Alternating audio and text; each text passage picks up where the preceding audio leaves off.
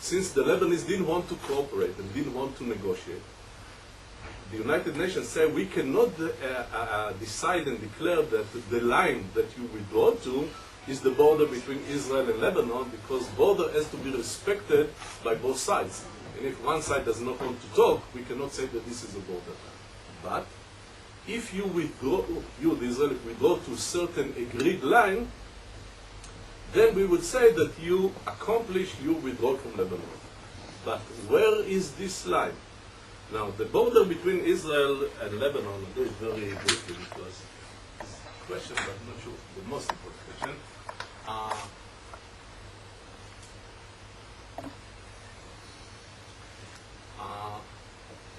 Until that point, from here until that point, there was reference for a border.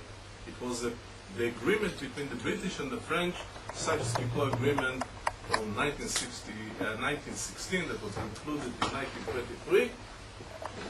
And so there was a reference where was the border between the British that were here and the French that were there.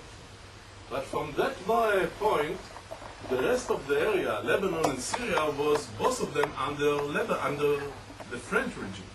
So there was no way that we could, based on this line, in order to continue and to demark the line of withdrawal. So we had to take something.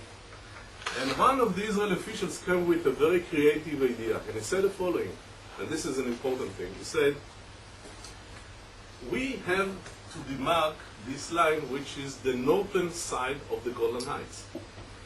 This is Mountain Ardov, Mountain Hermon over here, but this is Lebanon.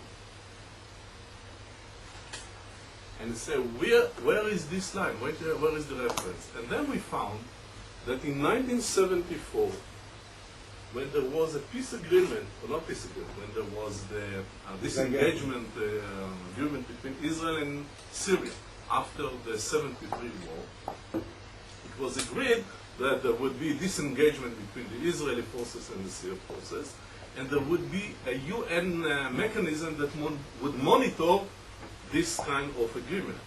Now this UN force, UNDO, that still operates in the Golan Heights, was given a mission and was given a map. And that map was the area of responsibility that described the Golan Heights. So whenever they talk about the Golan Heights, this was this map.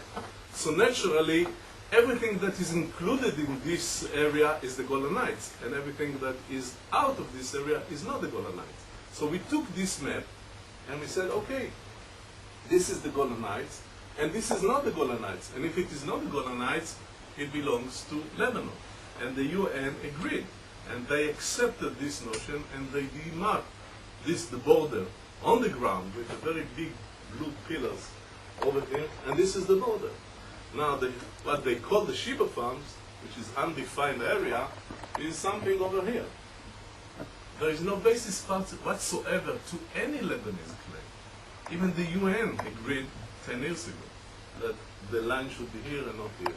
So the fact that someday there were certain Lebanese farmers that used to work in this area and they had certain farms there means nothing from the international point of view.